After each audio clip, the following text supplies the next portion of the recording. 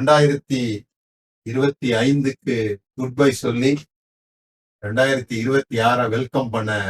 So இந்த new year message அப்படிங்கிறது வந்து ஒரு ப்ரொஃபோட்டிக் வேர்டுக்காக எல்லாரும் இந்த வருஷம் கர்த்தர் என்ன செய்ய போறாரு, இந்த வருஷம் கர்த்தர் எனக்கு என்ன வாக்கு கொடுக்க போறார், அல்லது இந்த வாக்கு தத்தங்கள், இந்த மாதிரி விஷயங்கள்லாம் ஏராளமான ஆர்வத்தை தூண்டுகிற, அநேகருக்கு அவசியப்படுகிற ஒரு காரியமா இருக்குது.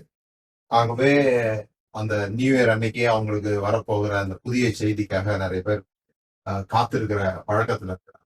நான் வந்து கிட்டத்தட்ட 10 வருடங்களுக்கு முன்பாக நினைக்கிறேன், அதே மாதிரிதான் நானும் அந்த மெசேஜ் கொடுப்போம். திடீர்னு ஒரு ட்விஸ்ட் ஆச்சு.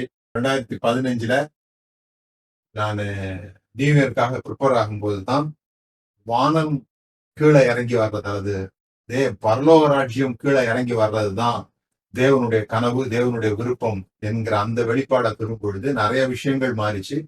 அதுல ஒரு முக்கியமான விஷயம் என்னன்னா, நம்ம எல்லாருக்கும் தெரிந்திருக்கிறது போல, நாம விசுவாசிக்கிறது போல, சிலுவையில இயேசு எல்லாம் முடிந்தது என்று சொல்லும் போது அவர் செய்ய வேண்டிய எல்லாவற்றையும் செய்து விட்டார் அப்படின்றத நம்புறோம்.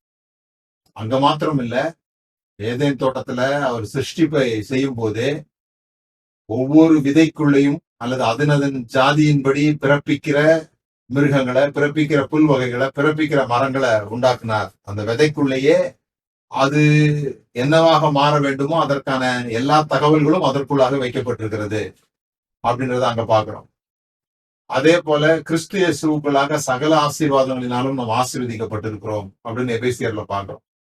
அப்போ ஆண்டவர் என்ன செய்ய போறாருன்னு காத்திருக்கிறது நம்முடைய வேலையா, அல்லது நாம என்ன செய்ய போறோம்னு ஆண்டவர் காத்திருக்கிறது இப்ப முக்கியமான விஷயமா அப்படிங்கிற ஒரு கேள்வி. எல்லாவற்றையும் அவர் செய்து விட்டார் அப்படின்னு சொல்லி சொன்னா, இந்த 1ஆம் தேதி அல்லது இன்னைக்கு 28ஆம் தேதி அடுத்த வருஷம் அவர் என்ன செய்ய போறாருன்ற எதிர்பார்ப்போடு இருக்க வேண்டிய அவசியம் இருக்குதா? அல்லது வருஷத்துக்கு இவ்வளவுதான் நான் செய்வேன், இந்த வாக்கை தான் நான் நிறைவேற்றுவேன் அப்படின்னு அவர் தம்மை தாமே குறுக்கி கொள்கிறாரா, குறுக்கி கொள்வாரோ? எல்லா வாக்கு தத்தங்களும் நமக்குரியது என்றால், வாக்கு தத்தங்களை விட நமக்கு வந்து பெருசா வாக்கு தத்தங்கள்லாம் கிடையாது. புதிய ஏற்பாட்டு சபைக்கு எல்லா வாக்கு தத்தங்களும், எல்லா ப்ராமிசஸும் இயேசு கிறிஸ்துவுக்குள் ஆம் என்றும் ஆமேன் என்றும் இருக்கிறது. நமக்கு கொடுக்கப்பட்டிருக்கிற வாக்கு தத்தம் ஒன்னே ஒண்ணுதான், இயேசு, அந்த சந்ததி கிறிஸ்துவே. அந்த வாக்கு தத்தங்கள் எல்லாம் அவர்களுக்குரியது. நமக்கு அதை விட மேன்மையான வாக்கு தத்தங்கள் இருக்கு. அதெல்லாம் ஒரு நபருக்குள்ளாக இருக்கிறது. அவர் நம்முடைய ஆண்டவராகிய இயேசு கிறிஸ்து. இதெல்லாம் நம்ம விசுவாசிக்கணும். ஆகவே என்னுடைய எண்ணம் எப்பவுமே என்ன இருக்கும்னா, இந்த வருஷம் நாம என்னத்தை பொசஸ் பண்ணணும்னு ஆண்டவர் விரும்புறாரு, அல்லது நான் ஆண்டவர் என்ன சொல்ல போறேன், இந்த வருஷம் நான் இதை பொசஸ் பண்ண போறேன் அப்படிங்கிறத சொல்லணும் அப்படின்னு நினைப்பேன். அதுக்காக இருதயத்தை ஆயத்தப்படுத்தும் போது அடுத்த வருஷத்துக்கு குறித்து எப்ப நம்ம யோசிப்போம்னு சொல்லி சொன்னா நவம்பர் டிசம்பர்ல தான் யோசிப்போம். அப்படி நவம்பர் டிசம்பர்ல யோசிக்க ஆரம்பிக்கும் போது ஏதாவது ஒரு எண்ணம் நமக்குள்ளாக பரிசுத்த ஆவியானவர் உருவாக்குவார். இதுதான் நீ வந்து கேட்கணும் அப்படின்னு சொல்லி. அப்படிதான் போன வருஷத்துல இந்த மேக்கிங் ரிச் அப்படிங்கிற ப்ரோக்ராம் நடக்கும். பணத்தை குறித்த காரியங்கள், அதுக்கான நம்முடைய மனதை முழுசா செலுத்தி கிட்டத்தட்ட 50 வாரங்களுக்கு மேலாக 51 வாரங்கள் இந்த பணத்தை பற்றிய, பணத்தை எப்படி செலவு பண்ணணும், எப்படி மேனேஜ் பண்ணணும், பணத்தை எப்படி கையாளணும் அப்படிங்கிற விஷயங்கள் எல்லாவற்றையும் பார்த்தோம். அப்படி ஒவ்வொரு வருடம் ஒவ்வொரு விஷயத்துல நம்ம கவனம் செலுத்தோம். அப்படி இந்த வருஷத்துக்கு ஆச்சரியமா என்னன்னா, நவம்பர் டிசம்பருக்கெல்லாம் முன்னாலேயே எனக்குள்ளாக ஒரு சேர்னிங், எனக்குள்ளாக ஒரு விருப்பம், பரிசுத்த ஆவியினால உண்டான ஒரு விருப்பம்னு சொல்லலாம். மனதை குறித்து இந்த வருஷம் கான்சென்ட்ரேட் பண்ணணும் அப்படின்னு சொல்லி நான் யோசித்தேன். ஸோ ட்ரைப் மெம்பர்ஸுக்கு, ட்ரைப்ல இருக்கிறவங்க எல்லாருக்கும் நேற்றைக்கு நான் உங்களுக்கு நாம அடுத்த வருஷம் என்னெல்லாம் செய்ய போறோம் அப்படின்றத பத்தி சொன்னேன். அதுல ரொம்ப முக்கியமான சில விஷயங்கள் சொல்லி இருக்கிறேன். இந்த வருஷம் முழுவதும் நாம எல்லா விதத்திலையும் மனதை குறித்த காரியங்களை பார்ப்போம். மைண்ட்னா என்ன அப்படிங்கிறது பிகின் கேம்புக்கு வந்தவங்களுக்கு தெரியும். நாம மைண்ட் அப்படிங்கிறது வெறுமனே லாஜிக்கல் விஷயத்த மட்டும் சொல்றது இல்ல, அல்லது வில் மட்டும், விருப்பம், டிசையர்ஸ் மட்டுமே ஆத்துமா அல்லது மனம் அப்படின்னு நம்ம சொல்றது இல்லை. இந்த மனம்ன்றது ஒரு வாஸ்டான ஒரு சப்ஜெக்ட். அதனால அது எல்லா நேரத்திலும் நம்ம புதுப்பித்துக் கொண்டே இருக்க வேண்டிய ஒரு விஷயம். உங்கள் மனம் புதிதாகிறதுனாலே என்று சொல்லப்பட்டிருக்கு இல்லையா? அப்போ அது ஒன்ஸ் நடக்கிற விஷயம் கிடையாது. ஒரு முறை புதுப்பிச்சு விட்டா அதை அப்படியே புதுப்பிக்கிறது அப்படி கிடையாது. அது தொடர்ந்து பயிற்சிகளிலும் முயற்சிகளிலும் செய்ய வேண்டிய ஒரு ஒரு விஷயம். ஸோ அதை பத்தி எல்லாம் டீட்டெயிலா பார்க்க போறோம். ஆனா இன்னைக்கு நியூ இயர்க்கு எங்களுக்கு ஒரு வார்த்தை சொல்லுங்க, நாங்க அந்த வார்த்தையை வச்சுக்க போறோம் அப்படின்னு நீங்க கேட்பீங்கன்னு சொன்னா, பிலிப்பியர் 4வது அதிகாரம் 7வது வசனம் தான் இந்த வருஷத்துக்கான ஒரு தீம் வேர்டா, இந்த வருஷம் முழுவதும் கைடு பண்ணக்கூடிய, நம்மை வழி நடத்தக்கூடிய, நாம அந்த பக்கம் இந்த பக்கம் போகும்போது வழி இதுவே, இதிலே நடவுங்கள் என்று சொல்லுகிற ஒரு சத்தமாக எந்த வசனம் இருக்கும் அப்படின்னு நான் நம்புறேன்னா, அப்பொழுது எல்லா புத்திக்கும் மேலான தேவ சமாதானம் உங்கள் இருதயங்களையும் உங்கள் சிந்தைகளையும் கிறிஸ்து இயேசுவுக்குள்ளாக காத்து கொள்ளும். அதான் ப்ராமிஸ். இந்த வருஷம் முழுவதும் ஆண்டவர் நம்முடைய இருதயத்தையும் நம்முடைய சிந்தையையும் கிறிஸ்து இயேசுவுக்குள்ளாக காத்துக்கொள்வார். எப்படி காத்துக்கொள்வார் அப்படின்னு சொன்னா, இந்த வசனம் துவங்கும் போது அப்பொழுது அப்படின்னு சொல்லி ஏதோ ஒரு விஷயத்த சொல்லுது. அப்பொழுது ஏதோ ஒரு காரியத்தை செய்யும் போது எல்லா புத்திக்கும் மேலான தேவ சமாதானம்.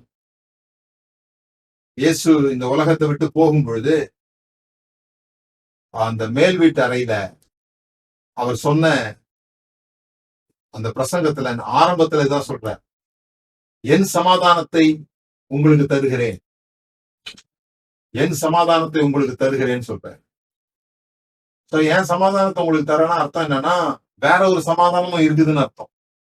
உலகம் தரக்கூடாத விதமான சமாதானத்தை அவர் தர்றேன்னு சொல்றார். உலகம் தருகிற சமாதானத்தை அல்ல, என் சமாதானத்தை உங்களுக்கு தருகிறேன்னா, அப்ப 2 சமாதானம் இருக்கு. உலகம் தரக்கூடிய ஒரு சமாதானம் இருக்கு, அவர் தரக்கூடிய ஒரு சமாதானம் இருக்கு. அந்த அவர் தரக்கூடிய சமாதானத்தை தான் இங்க என்ன சொல்லியிருக்குன்னு சொன்னா, எல்லா புத்திக்கும் மேலான தேவ சமாதானம், சர்பாஸ் ஆல் அண்டர்ஸ்டாண்டிங். புரிந்து கொள்ள முடியாத, லாஜிக்கா காரணம் சொல்ல முடியாத, எல்லாரும் ஒரு விதமாக ரியாக்ட் பண்ணும்போது சமாதானத்தின் இருதயத்திலிருந்து ரியாக்ட் பண்றவங்க வேற மாதிரி இருப்பாங்க. சோ இது வந்து ஒரு மென்டல் கவர்னன்ஸ். எப்படி வந்து ஒவ்வொரு காரியத்தை நம்ம கவர்ன் பண்றோமோ, போன வருஷம் முழுவதும் பினான்சியல் கவர்னன்ஸ் பத்தி படிச்சோம். அதை எப்படி கவர்ன் பண்ணணும் அப்படின்றத பத்தி படிச்சோம். இந்த வருஷத்துல நாம முக்கியமா கவனம் செலுத்த வேண்டியது மென்டல் கவர்னன்ஸ். நம்முடைய மனதை எப்படி கவர்ன் பண்றது, இதுல இருந்து என்ன வெளியே போகணும், இதுக்குள்ள என்ன உள்ள வரணும். எந்த ஒரு எனர்ஜியும் எந்த ஒரு விஷயமும் இந்த கிவிங் அண்ட் ரிசீவிங்ல தான் இருக்குது. எது வெளியே போகுது, எது உள்ள வருது, அதான் ரொம்ப ரொம்ப முக்கியம். அது நமக்கு தெரிஞ்சதுன்னு சொல்லி சொன்னா நாம் அதை கையாண்டு கொள்ள முடியும். நிறைய நேரம் நம்ம என்ன நினைக்கிறோம், எதுவும் நம்ம கட்டுப்பாட்டுல இல்ல, நம்மளால எதுவும் செய்ய முடியாது, அது அதுவா வருது அதுவா போகுதுன்னு நம்ம நினைக்கிறோம். ஆனா மேல சொல்லிருக்கு, நீங்கள் ஒன்றுக்கும் கவலைப்படாமல் எல்லாவற்றையும் குறித்து உங்கள் விண்ணப்பங்களை ஸ்தோத்திரத்தோட கூடிய ஜபத்தினாலும் வேண்டுதலினாலும் தேவனுக்கு தெரியப்படுத்துங்கள். அப்பொழுது எல்லா புத்திக்கும் மேலான தேவ சமாதானம் உங்கள் இருதயங்களையும் உங்கள் சிந்தனைகளையும் கிறிஸ்து இயேசுவுக்குள்ளாக காத்துக்கொள்ளும். சோ பீஸ் அப்படின்னா என்னன்னா, not the absence of problem. நிறைய பேர் சமாதானம் அப்படிங்கிறத என்ன நினைக்கிறோம்னா, பிரச்சனைகளே இல்லாதது சமாதானம் நினைக்கிறோம். இல்ல, சமாதானம் என்பது பிரச்சனைகளுக்குள்ளாக போகும் பொழுது, பிரச்சனைக்கு ஊடாக போகும் பொழுதும் நம்முடைய இருதயத்தை நம்மளால எப்படி ஹேண்டில் பண்ண முடியுது, நம்முடைய சிந்தனைகளை நம்மளால எப்படி ஹேண்டில் பண்ண முடியுது, அதுதான் நாம கவனம் செலுத்த வேண்டிய ஒரு விஷயமா இருக்கு. குறிப்பாக வருகிற வருடத்துல இதை எந்த அளவுக்கு நம்ம பக்குவப்படுத்துகிறோமோ, இதை எந்த அளவுக்கு நம்ம பழக்கப்படுத்துகிறோமோ, அந்த அளவுக்கு எல்லா ஆசீர்வாதங்களையும் நாம சுதந்திரிக்க முடியும். நாம விரும்புகிற நிலைக்குள்ளாக, நாம் விரும்புகிற காரியங்களுக்குள்ளாக நம்மளால செல்ல முடியும். ஸோ இவ்வளவு நாள் நம்ம ப்ராப்ளத்துக்கு ரியாக்ட் பண்ணும்போது எப்படி ரியாக்ட் பண்றோம்னா, நம்முடைய ஞானத்தை விட நம்முடைய உணர்ச்சிகள் வேகமாக செயல்படுகிறது. நம்முடைய ஞானத்தை விட ஒரு ஒரு ஒரு விஷயத்தை நம்ம எதிர்கொள்ளும் பொழுது, நம்முடைய ஞானத்தை விட நம்முடைய உணர்வுகள் வேகமாக செயல்படும் போது, நம்முடைய emotions react faster than wisdom. அப்ப நாம நமக்கு தெரியாத ஒரு சுழலில் சிக்கிக் கொள்கிறோம். ஏன்னா உணர்ச்சி முதல்ல வெளியே போயிடுது. அததான் குழப்பம்னு சொல்றோம். இந்த வருஷம் நமக்கு நமக்கு இந்த நியூ இயருக்கு ஒரு ஒரு ஒரு ப்ராமிஸ் அல்லது வழக்கம் போல கேலண்டர்ல ஒண்ணு போடணும், இயர் ஆஃப் அப்படின்னு போடணும் அப்படின்னு சொல்லி சொன்னா, இயர் ஆஃப் கிளாரிட்டி அப்படின்னு நான் சொல்றேன். இயர் ஆஃப் கிளாரிட்டி, தெளிவின் ஆண்டாக இந்த ஆண்டு இருக்கு. No more confusions. Clarity over confusion அல்லது கிளாரிட்டி ரீப்ளேசஸ் கன்ஃபியூஷன். நமக்கு இருக்கிற குழப்பமான மனநிலைகள் இருந்து விடுதலையாகி எப்படி தெளிவான தீர்க்கமான மனதை உடையவர்களாக இருப்பது. இந்த எல்லா புத்திக்கும் மேலான தேவ சமாதானம் அப்படிங்கிறது ஒரு லாஜிக் வச்சு எக்ஸ்பிளைன் பண்ண முடியாத ஒரு விஷயம். அதான் எல்லா புத்திக்கும் மேலான தேவ சமாதானம். ஆண்டவர் பதட்டப்படுற மாதிரியோ, ஆண்டவர் இப்ப நம்ம என்ன செய்ய போறோம், அடுத்து என்ன செய்ய போறோம், ஐயோ ஆதாம் பழத்தை சாப்பிட்டானே, இனிமே என்ன நடக்குமோ தெரியலையே, நான் என்ன பண்ணுவேன் அப்படின்ற மாதிரி கற்பனை கூட நம்மளால பண்ண முடியாது ஆண்டவர். அதனாலதான் என்ன சொல்றாங்கன்னா, ஆண்டவருக்கு முன்னாலே தெரியும் இதான் நடக்க போகுதுன்னு சொல்லிட்டு அவர் ரீப்ளே மேட்ச் பாக்குற மாதிரி தான் பாக்குறாரு. ஆதாம் பழம் சாப்பிடுவோம்னு அவருக்கு தெரியுமா தெரியாதா? இந்த கேள்வி எல்லாம் அதனாலதான் வருது. அவர் பதட்டப்பட மாட்டாருன்னா அவருக்கு முன்னாலே தெரிஞ்சிருக்கணும். முன்னாலே தெரிஞ்சிருந்தா நம்ம கூட பதட்டப்பட மாட்டோம். இப்படிதான் நடக்க போகுதுன்னு தெரிஞ்சுதான் நம்ம கூட பதட்டப்பட மாட்டோம். எப்ப பதட்டம் உருவாகுது? கடல்ல தூங்கிட்டு இருக்கும்போது புயல் அடிக்குது, புயல் வரும்னு தெரியாது தானே, அப்பதானே பதட்டம் உண்டாகும். ஆனா அந்த அந்த பதட்டமான சர்க்கம்ஸ்டன்ஸ் சூழ்நிலைகளுக்கு நடுவாக நம்மளால பீஸா இருக்க முடியும்னா அதுதான் எல்லாரும் பதட்டப்படும் பொழுது, எல்லாரும் கூக்குரலிடும் பொழுது, எல்லாரும் செத்துரு போறோம்னு முடிவு பண்ணும் போது, உலகத்துல ஒரு விஷயம் நடக்கும் போது இப்படிதான் ரியாக்ட் பண்ணணும்னு இந்த உலகத்துல எழுதப்படாத சட்டங்கள் ஒண்ணு இருக்கும்போது அதுக்கு நேர் விரோதமாக நாம நம்முடைய உணர்ச்சிகளை காத்துக் கொள்கிறோம் என்று சொன்னா, அப்போ எல்லா புத்திக்கும் மேலான தேவ சமாதானம் which is not explained by logic, காரண காரியங்களை வைத்து அதை எக்ஸ்பிளைன் பண்ண முடியாது. நான் ஏன் சமாதானமா இருக்கிறேன்னா அப்படின்னு சொல்ல முடியாது. ஆனா நான் சமாதானமா இருப்பேன். என் உள்ளத்துக்குள்ள அப்படி ஒரு சலனமற்ற ஒரு நிலை இருக்கும். இதுக்கெல்லாம் நிறைய பயிற்சிகள்லாம் எடுக்கிறாங்க. அது தேவை அப்படின்னா கூட இது எப்படி தேவை அப்படிங்கறத நீங்க சொல்ல போறேன். அதுதான் மேல சொல்லியிருக்குது. இந்த எல்லா புத்திக்கும் மேலான தேவ சமாதானம் சொல்லும்போது, எல்லா புத்திக்கும் மேலான சொல்லும்போது அது லாஜிக்கா சர்பாஸ் பண்ணுதுன்னு சொல்லி சொன்னா it should be supernatural. நேச்சுரல மீறுகிறது. இயற்கையாக எல்லாருக்கும் இருக்கிறது போல இல்லாம எல்லா புத்திக்கும் மேலான தேவ சமாதானம் சொல்லும்போது அது ஒரு சூப்பர் நேச்சுரல். அதுக்குதான் மேல என்ன சொல்லியிருக்குன்னா, எல்லாவற்றையும் குறித்து உங்கள் விண்ணப்பங்களையும் ஸ்தோத்திரத்தோடு கூட ஜபத்தினாலும் வேண்டுதலினாலும் தேவனுக்கு தெரியப்படுத்துங்கள். சோ இந்த சமாதானம் அப்படிங்கிறது கலாத்தியர் 5:22 ஆவியின் கனிகள்னு போட்டிருக்கோம். 9 ஆவியின் கனிகள்ல போட்டிருக்கோம். அதுல ஒண்ணு சமாதானம் போட்டிருக்கோம். அப்ப சமாதானம் என்பது ஒரு fruit which can be grown, வளர்த்தெடுக்கக்கூடிய ஒரு செடி உற்பத்தி பண்ணி, ஒரு மரம் உற்பத்தி பண்ணி கனி எடுக்கிறது போல இந்த சமாதானம் என்பது உற்பத்தி பண்ணக்கூடிய ஒரு விஷயம். ஆவியானவரோடு சேர்ந்து ஆவியானவருடைய உதவியினாலே ஆவியின் கனி என்று சொல்லப்படுகிற ஒரு விஷயமா இருக்குது.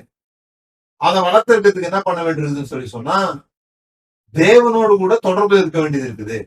தேவனுக்கு தெரியப்படுத்துங்கள், தேவனோடு கூட தொடர்பு இருக்க வேண்டியது.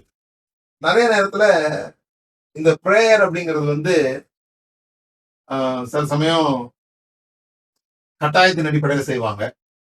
அதெல்லாம் உங்களுக்கு தெரியும்.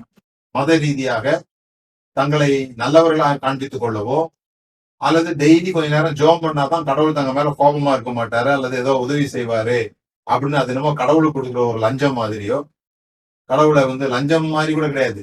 கடவுளுடைய மனதை குளிர்வித்து காரியங்களை பெற்றுக்கொள்ளலாம் என்று நினைக்கிற ஒரு நினைவு வந்து ஜெபம் அப்படின்னு சொல்லி சொன்னாங்க. சொல்லி வளர்க்கப்பட்ட நான்லாம் சின்னதுல ஜெபம் பண்ணாதான் ஆண்டவர் ஆசீர்வதிப்பாரு, ஏசப்பா ஆசீர்வதிப்பாரு அப்படின்னு ஒவ்வொரு காலகட்டத்திலையும் ரொம்ப குழந்தையா இருக்கும்போது ஏசப்பா சாக்லேட் தருவார்னு சொல்லியிருப்பாங்க ஜெபம் பண்ணா. பரீட்சை ஸ்கூலுக்கு போகும்போது நமக்கு இருந்த புத்திக்கு தான் சொல்லியிருப்பாங்க, ஏசப்பா மார்க் தருவாரு, அல்லது நீ நல்லா ஜெபம் பண்ணினா முந்தின நாளே என்னென்ன பரீட்சையில வந்து கொஸ்டின் வரப்போகுதுன்றதை காமிச்சிடுவாரு. இந்த மாதிரி ஏதோ ஒண்ணு அவர்கிட்ட வந்து பெறுவதற்காக சொல்றது.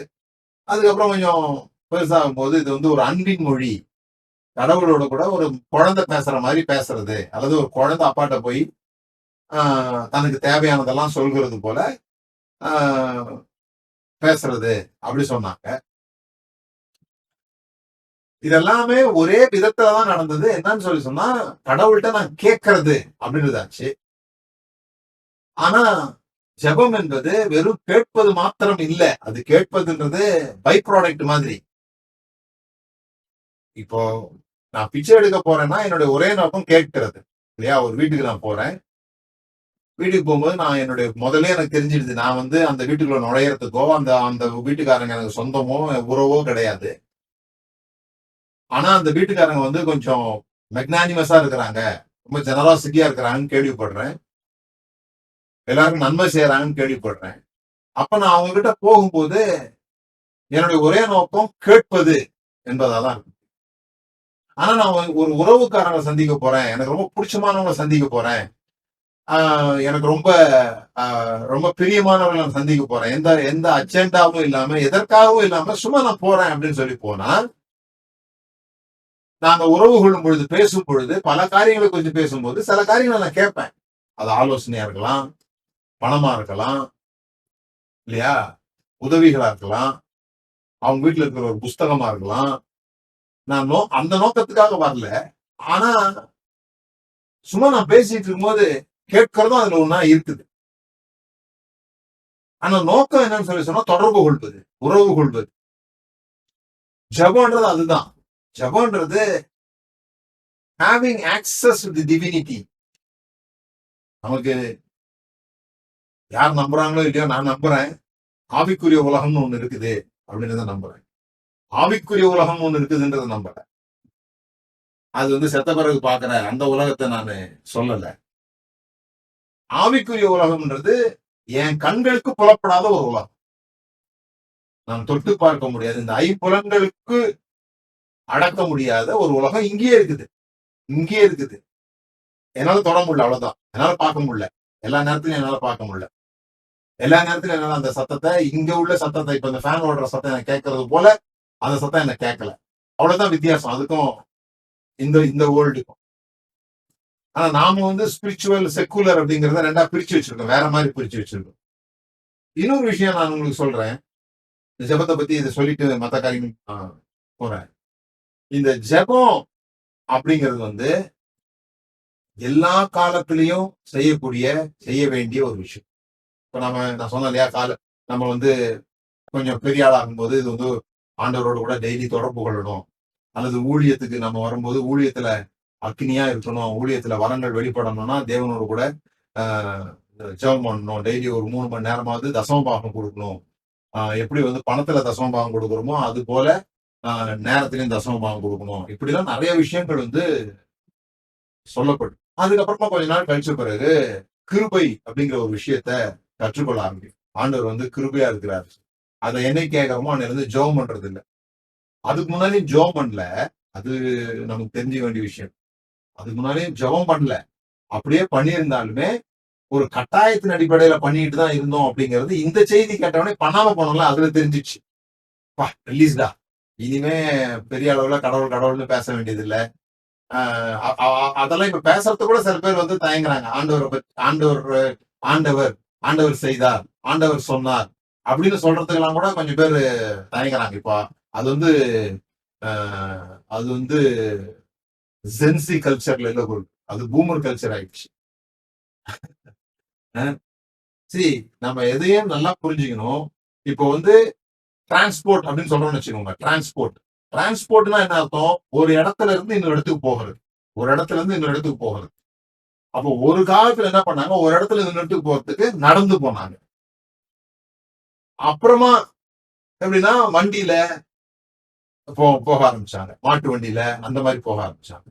பிறகு குதிரை வண்டிகள்ல, அப்புறம் சைக்கிள் கண்டுபிடிச்சவங்க சைக்கிள்ல, ட்ரெயின் கண்டுபிடிச்சவங்க ட்ரெயின்ல. இந்த மோட் ஆஃப் டிரான்ஸ்போர்ட் வந்து மாறிக்கிட்டே இருக்கும். ஆனா டிரான்ஸ்போர்ட்ன்றது இருந்துகிட்டே இருக்கும். ஸ்பிரிச்சுவல் திங்ஸ்லயும் அப்படிதான். ஜபம்ன்றது எப்பவுமே இருக்குது. ஆனா மோடு அதை எப்படி செய்யறோம், ஹவு அப்படிங்கிறது மாறும். மாறணும். ஹவு எப்படி ஜெபம் பண்ணாங்க, எப்படி தேவனோடு கூட தொடர்பு கொண்டார்கள். ஜெபம் பண்ணாங்கன்ற வார்த்தையை மாத்திப்போம். எப்படி தேவனோடு கூட தொடர்பு கொண்டார்கள், அது எப்பவுமே இருக்கும். பைபிள்ல வந்து இப்ப சொல்லுங்க, எல்லா உங்கள் விண்ணப்பங்களையும் ஸ்தோத்திரத்தோடு கூடிய ஜெபத்தினாலும் தேவனுக்கு தெரியப்படுத்துங்கள். இவ்வளவுதான். என்ன செய்யணும் அப்படின்னு பைபிள் சொல்லிடுச்சு. என்ன செய்யணும், ஏன் செய்யணும் கூட பைபிள் சொல்லுது. ஆனா நிறைய விஷயங்கள்ல பெரும்பான்மையா ஹவ் அப்படிங்கிறது மாறிக்கிட்டே இருக்குது. எல்லாரும் ஒரே மாதிரி ஜெபம் பண்ணல, எல்லாரும் ஒரே மாதிரி தேவனிடத்துல தொடர்பு கொள்ளல, எல்லாரும் முழங்கால் பண்ணிட்டு ஜெபிக்கல. எலியா வந்து தலை வந்து முழங்கால்ல படுற மாதிரி குனிஞ்சு ஜெபம் பண்ணியிருக்கிறாரு இல்லையா? ஆபிரகாம் வந்து வேற மாதிரி ஜெபம் பண்ணியிருக்கிறாரு. பலிகள் மூலமா தேவனோடு கூட தொடர்பு கொண்டு இருக்கிறாங்க. வார்த்தை மூலமா தேவனோடு கூட தொடர்பு கொண்டு இருக்கிறாங்க. பல விதங்கள்ல இந்த ஆக்சஸ் வந்து அவங்க எடுத்துக்கிறாங்க. சோ ஆக்சஸ் எப்படி எடுக்கிறோம் அப்படிங்கிறது எப்ப தெரியும்னு சொல்லி சொன்னா, எல்லா புத்திக்கும் மேலான தேவ சமாதானம் உங்க இருதயத்தை ஆண்டு கொண்டு இருக்கிறதா.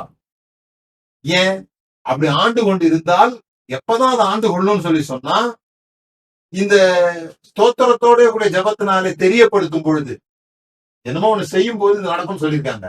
அப்ப இது நடந்துச்சுன்னா நம்முடைய ஹவ் வந்து நடந்திருக்குன்னு அர்த்தம். எப்படி செய்யணும் அப்படிங்கிறது நமக்கு தெரிஞ்சிருக்குதுன்னு அர்த்தம். அதை எவ்வளவு ஈஸியா ஆக்சஸ் பண்ண முடியும் அப்படிங்கிறது நமக்கு தெரியும். ஒரு நேரத்துல பல்லு புடுங்கணும், இந்த பல்ல புடுங்கணும் அப்படின்னா சேர்ல வந்து கை காலெல்லாம் கட்டிட்டு, நம்ம இப்ப கட்டிங் பிளேயர்னு சொல்றோம்ல, அந்த மாதிரி ஒரு இன்ஸ்ட்ருமெண்ட் வச்சிருக்கிறேன். அந்த மாதிரி ஒரு இன்ஸ்ட்ருமெண்ட் வச்சு பல்ல வந்து புடிங்கி எடுத்திருக்கிறேன். பல்ல புடுங்கலன்னா செத்துருவாங்கன்னு சொல்லி, பல்ல புடுங்கலன்னா செத்துருவாங்க. அது சீல் வச்சு அந்த மாதிரி ஆயிடும். அதுக்காக புடுங்குவாங்க. புடுங்குனதுலயே சில பேர் செத்து இருக்கிறாங்க. அவ்வளவு வேற வழி இல்லாம செஞ்சாங்க. அதுதான் அவங்களுக்கு அப்போ இருந்த ஆக்சஸ். இன்னைக்கு பல்லு புடுங்குற விஷயமே நமக்கு தெரியாமலே புடிங்கிட்டு வந்துடலாம். அனஸ்தீசியா கொடுத்து அந்த இடத்த மட்டும் மறுத்து போக பண்ணி, எப்ப பல்லு புடுங்குறாங்கன்னே தெரியாது. பெரிய பெரிய ஆபரேஷன்ஸ் எல்லாம் இப்போ பண்ணிடுறோம். நான் வந்து எனக்கு இந்த வழிகள்லாம் எனக்கு இருக்கும்போது கூட, எனக்கு இப்படியெல்லாம் வழி வாய்ப்புகள் எனக்கு இருக்கும்போது கூட, எங்க தாத்தா வந்து ஒரு புக்ல எழுதிட்டு போயிருக்கிறாரு.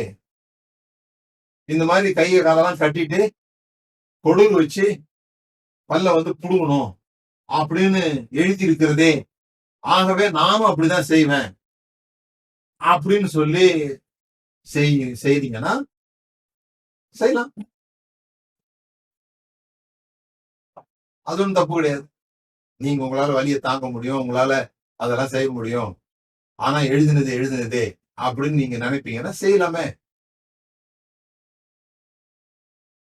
ஆனா சில பேர் வந்து சொபிஸ்டிகேட்டடா ஈஸியா செய்யறதுக்கு ஏதாவது வழி இருக்குதா, ஆக்சஸ் கிடைக்கிறது வழி இருக்குதான்னு சிந்திக்கிறவங்க இருப்பாங்க தானே. ஆனா நமக்கு நமக்கு ரிசல்ட் என்ன வேணும்னு சொல்லி சொன்னா, நம்முடைய இருதயம் சமாதானத்தினால் நிறைஞ்சிருக்குதா. சமாதானத்தினால் நிறைஞ்சிருக்குதுன்றத வேற மாதிரி சொல்றேன். இங்க இது வந்து ஃபர்ஸ்ட் பிலிப்பியருக்கு எழுதின நிருபம். இப்போ பிலிப்பியருக்கு எழுதின நிருபம் எழுதும் போது எப்பவுமே கல்ச்சுரல் இன்ஃபுளுயன்ஸ் இருக்கும். அந்த பிலிப்பு பட்டணம் அப்படிங்கிறது வந்து ரிட்டையர்டு ரோமன் சோல்ஜர்ஸ் நிரம்பி இருந்த ஒரு இடம். கிட்டத்தட்ட ஒரு ராணுவ கோட்டை மாதிரியே இருக்கும். ஆனா ரிட்டையர்ட் ஆனவங்களுக்காக தங்குவதற்கான வசதிகள் வாய்ப்புகள் அங்க செய்து கொடுக்கப்பட்டிருந்தது. ரோம் வந்து அதை விட்டு கொஞ்சம் தூரமா இருந்தது. இது மக்கதோனியா பக்கத்துல இருக்குது. ஆனா கிட்டத்தட்ட ஒரு ரோம் கேபிட்டல் மாதிரியே இருக்கும்னு சொல்றாங்க இந்த பிலிப்பு பட்டணம். பவுல் எழுதும் போது இந்த காவல் எழுதுறாரு பாருங்க, உங்கள் இருதயத்தையும் உங்கள் சிந்தையும் கிறிஸ்து இயேசுவுக்குள்ளாக காத்து கொள்ளும் அப்படின்றதெல்லாம் வந்து ஒரு ஒரு சோல்ஜர் வந்து வாசல்ல இருந்து எதை உள்ள விடலாம், உள்ள விடக்கூடாது உன் இருதயத்தை எல்லா காவலோடும் காத்துக்கொள் அப்படின்னு இருக்குல்ல. அப்ப எதை உள்ள விடலாம் விடக்கூடாது அப்படிங்கிறது அவங்க தீர்மானித்து அந்த நபரை செக் பண்ணி இவங்கள உள்ள விடலாமா இவங்கள உள்ள விடக்கூடாதான்னு செக் பண்றதுதான் அந்த சமாதானம் போட்டு. அதுதான் நீங்க கீழே பார்த்தீங்கன்னா கடைசியாக சகோதரரே உண்மையுள்ளவர்களோ ஒழுக்கமுள்ளவர்களோ இருக்குல்ல, இவங்களெல்லாம் உள்ள அனுப்பலாம். இவங்க எல்லாம் அந்த ஆதார் கார்டு காமிச்சாங்கன்னா அந்த ஆதார் கார்டுல உண்மை ஒழுக்கம் அந்த மாதிரி இருந்ததுன்னா அவங்க எஸ்ஐஆர்ல ஓகே. இல்லைன்னு சொல்லி சொன்னா அவங்க எல்லாம் வெளியே நிக்க வேண்டியவங்க, உள்ளுக்குள்ள வர முடியாது. சரி, ஒரு இடத்துல காவல் போடுறதுனால திருடன் வரமாட்டான்னு அர்த்தம் கிடையாது. சமாதானம் இருக்கிறதுனால பிரச்சனை வராதுன்னு அர்த்தம் கிடையாது. உள்ள விட போறோமா இல்லையா, வாட்ச்மேன் இருக்கிறதுனால திருடன் வரமாட்டான்னு அர்த்தம் கிடையாது. வர்ற திருடனை தடுக்கிறதுக்கு, வர்ற திருடனை உள்ள விடாம இருக்கிறதுக்கு, எது வீட்டுல இருந்து வெளியே போகுது அப்படின்னு தெரிஞ்சுக்கிறதுக்கு, எப்படி ஜீவ தண்ணீர் வெளியே அனுப்புறது, எப்படி ஜீவனை மட்டும் உள்ள அனுப்புறது, இதெல்லாம் தெரிஞ்சு கொள்றதுதான் சமாதானம். ஏன்னா அவங்களுக்கு சமாதானம் அந்த ரோம் மிலிட்டரியில் இருக்கவங்களுக்கு சொன்னீங்கன்னா எப்படி தெரியும் சமாதானம்ன்றது அவங்களுக்கு எப்படி தெரிஞ்சது? அவங்களுக்கு peace through force, peace through force, ஒரு யுத்தத்தின் வழியாக தான் சமாதானம் அவங்களுக்கு. ஏன் யுத்தம் பண்றோம் அப்படின்னா சமாதானத்தை கொண்டு வரதுன்னு சொல்லுவோம். அந்த அரசியல் தான் அவங்க பண்ணாங்க. இன்னைக்கு வரைக்கும் அது நடக்குது. Peace through control. ஏன் இதெல்லாம் தேவைப்படுது, ஏன் இப்படி நாங்க பண்றோம் அப்படின்னு சொல்லி சொன்னா நன்மைக்காக பண்றோம் அப்படி சொல்றாங்கல்ல, ஒரு நல்லது நடக்கிறதுக்காக பண்றோம் அப்படி சொல்றாங்க. Peace through control. எதிரிகளை அழிப்பதன் மூலமாக சமாதானம் உண்டாகிறது என்பது உலக அரசியல். தேவனுடைய அரசியல் என்ன? எதிரிகளை அழிப்பதல்ல, சத்துருக்களை சிநேகிங்கன்னு சொன்னார்ல, எதிரிகளை அழிப்பதல்ல அவருடைய.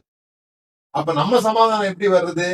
நம்முடைய சமாதானம் பவர் மூலமா வரல, நம்முடைய சமாதானம் கண்ட்ரோல் மூலமா வரல, நம்முடைய சமாதானம் ட்ரஸ்ட் மூலமா வருது. எனக்காக ஒருவர் இருக்கிறார் என்கிற நம்பிக்கையின் மூலமாக வருகிற சமாதானம். இந்த உலகத்திலேயே ஒருத்தர் கேக்குறாங்க, இந்த உலகத்திலே எது முக்கியமான நம்பிக்கை அப்படி கேக்குறாங்க. முக்கியமான நம்பிக்கை அவர் ரொம்ப அழகா சொன்னார். இந்த உலகம் நல்ல உலகம், ஆண்டவர் நல்ல ஆண்டவர். நல்ல ஆண்டவர்னா குட் காட் இல்ல, பெனவென்ட் காட். அதாவது அவரால் நன்மை மாத்திரம்தான் செய்ய முடியும் அப்படிங்கிற ஒரு கடவுளை நான் நம்புகிறது தான் உலகத்திலே முக்கியமான நம்பிக்கை அப்படி சொன்னாங்க. சில சமயம் நமக்கு விளங்குறது இல்ல. சில சமயம் நாம சில விஷயங்களை பிரச்சனைன்னு நினைப்போம். எடுத்துக்காட்டா அப்படி சொல்லலாமே, ஒரு குழந்தைக்கு ஒரு அம்மா வெஜிடபிள் கொடுக்குறாங்கன்னு வச்சுக்கோங்க, நல்ல நல்ல காய்கறிகள் சாப்பிட சொல்லிச்சுன்னா குழந்தைக்கு சில சமயம் பிடிக்காது. குழந்தைக்கு சில சமயம் பிடிக்காதுல்ல, அம்மா இன்னும் தன்னை கொடுமைப்படுத்துற மாதிரிலாம் கூட அது நினைக்கிறதுக்கு வாய்ப்பு. அதுக்கு பிடிச்சது என்ன? ஐஸ்கிரீம், சாக்லேட், மிட்டாய், இந்த மாதிரிலாம் அதுக்கு பிடிக்கும். அதுக்கு நமக்கு தெரியும், அதாவது அந்த அம்மாவுக்கோ அப்பாவுக்கோ தெரியும், இப்போ இதையே கொடுத்துட்டு இருக்க முடியாது, கொஞ்சம் வெஜிடபிள் சாப்பிட சொல்லலாம், ஃபோர்ஸ் பண்ணி சில சமயம் வெஜிடபிள் சாப்பிட வைப்பாங்க. அந்த குழந்தையால அதை புரிஞ்சிக்க முடியாது. ஏன்னா குழந்தைக்கு 5 வயசு, அம்மாவுக்கு 30 வயசு, அப்பாவுக்கு 30 வயசு. அவங்களுக்கு தான் தெரியும். இந்த குழந்தைக்கு ஒரு வேளை பிறகு புரியும், ஓ இது நம்ம நன்மைக்காக செஞ்சிருக்கிறாங்க அப்படின்றது பிறகு புரியும். அது போல சில சமயங்கள்ல எல்லா பாடுகளும் எல்லா பிரச்சனையும் நான் சொல்லல, சில சமயங்கள்ல நமக்கு அந்த 5 வயசு குழந்தை மாதிரி கடவுளோட ஞானத்தோட நம்மளை கம்பேர் பண்ணும் போது 5 வயசு குழந்தை மாதிரி நமக்கு அது பிடிக்கல. ஆனா நாம அதற்குள்ள கடந்து போகிறது அவசியமா இருக்கிறது அப்படின்னு தெரியும். இது ட்ரஸ்ட். இதுக்கு பேர் தான் ஃபெய்த்னு சொல்றோம். நான் விசுவாசிக்கிறவர் இன்னார் என்று அறிந்திருக்கிறேன். நான் விசுவாசிக்கிறது இன்னதென்று அறிந்திருக்கிறேன் இல்ல, நான் விசுவாசிக்கிறவர் இன்னார் என்று அறிந்திருக்கிறேன். அப்போ நான் அவர்கள் அன்பு வைத்திருக்கிறேன், அவர் என்னை அன்பு வைத்திருக்கிறார், ஆகவே சகலமும் நன்மைக்கு ஏதுவாக நடக்கிறது என்கிற ட்ரஸ்ட் எனக்கு வரும்போது என் இருதயத்துக்குள்ள சமாதானம் வந்து இல்லைன்னா கேள்வியா வந்துகிட்டு இருக்கு. எனக்கு ஏன் இது நடந்துச்சு, எனக்கு எப்படி இப்படி இப்படிப்பட்ட கஷ்டம் வரலாம், நான் என்ன தப்பு பண்ணேன். சில மரணங்கள் நடந்துரும் போது, சில சில சில சில நஷ்டங்கள் நடந்துரும் போது, சில நம்முடைய விருப்பங்களுக்கு மாறாக சம்பவங்கள் நடந்துரும் போதுல நமக்கு வந்து ரொம்ப இருதயம் வந்து ரொம்ப பதட்டமாயிடும்.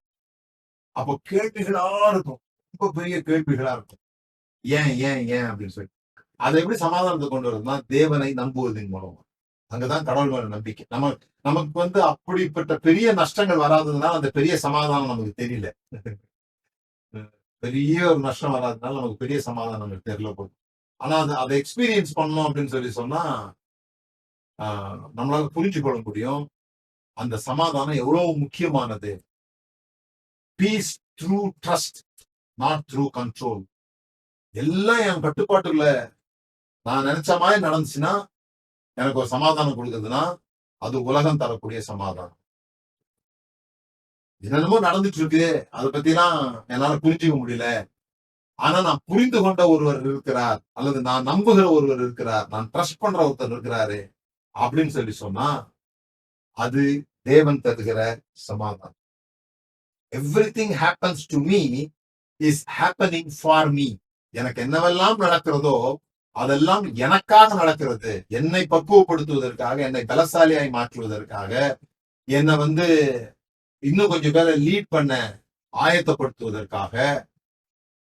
மோசே முத ஓட்டினா பாருங்க, அடிச்சுட்டு வனாந்தரத்தை கடந்து போனான். அந்த மீதியான் தேசத்துல போய் திருமணம் பண்ணி அங்கதான் வாழ்ந்துட்டு இருந்தான். ஆனா ஒரு ஃபுல் டெசர்ட் அவன் கடந்தான்.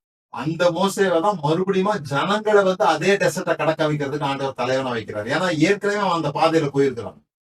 ஏற்கனவே அந்த கஷ்டத்தை அவன் அடைஞ்சிருக்கிறான். ஏற்கனவே அந்த வனாந்திர புயல் அவன் சந்திச்சிருக்கிறான். ஏற்கனவே அந்த மணல் திட்டுக்கள் அவன் பார்த்திருக்கிறான். எங்க மரம் இருக்கு, எங்க தண்ணி இருக்கும், எந்த பக்கமா போனா ஈஸியா இருக்கும், இதெல்லாம் அவனுக்கு முதல்ல தெரியும். ஏன்னா அவன் அந்த ஜேர்னி ஏற்கனவே கடந்துட்டான். அவனைதான் தலைவராக தேவன் வைக்கிறார். நாம ஒரு ஜேர்னி பண்ணிருக்கிறோம், நம்ம ஒரு ஒரு பாதைக்குள்ள போயிட்டு வந்துட்டோம் அப்படின்னு சொல்லி சொன்னா அந்த பாதையில தேவன் நம்ம தலைவராக உருவாக்கி இருக்கிறார் என்றார். தேவனுடைய சமாதானம் நமக்குள்ளாக இருக்கும்போது நாம என்ன திங்க் பண்றோம், என்ன தெரிந்து கொள்கிறோம், நம்முடைய விருப்பங்களுக்கு மாறான விஷயங்கள் நடக்கும் பொழுது அதை எப்படி அர்த்தப்படுத்தும், இதெல்லாம் இந்த சமாதானத்தின் வழியாக தான் நடக்கும். சமாதானம் இல்லாத போது நமக்கு நடக்கிற ஒரு விஷயத்துக்கு நம்ம கொடுக்குற அர்த்தம் வேற. சமாதானம் உள்ள ஆட்சி செய்யும் போது நாம அந்த விஷயத்துக்கு கொடுக்குற அர்த்தம் வேற. ஓகேங்களா? சோ இந்த வசனத்தை நம்ம பிலிப்பியர் 4:7 வேற மாதிரி வாசிக்கணும்னா, தேவனுடைய சமாதானம் ஒரு ராணுவ வீரனை போல நின்று கொண்டு என்னுடைய எண்ணங்களையும் என்னுடைய உணர்ச்சிகளையும் குழப்பத்தையும் பயத்தையும் பதட்டத்திலும் இருந்து என்னுடைய உள் உலகத்தை பாதுகாக்கிறது.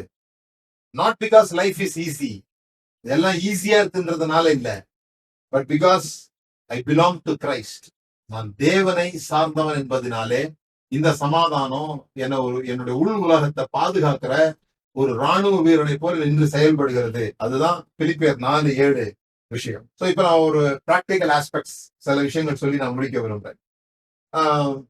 நமக்கு கடந்த காலத்துல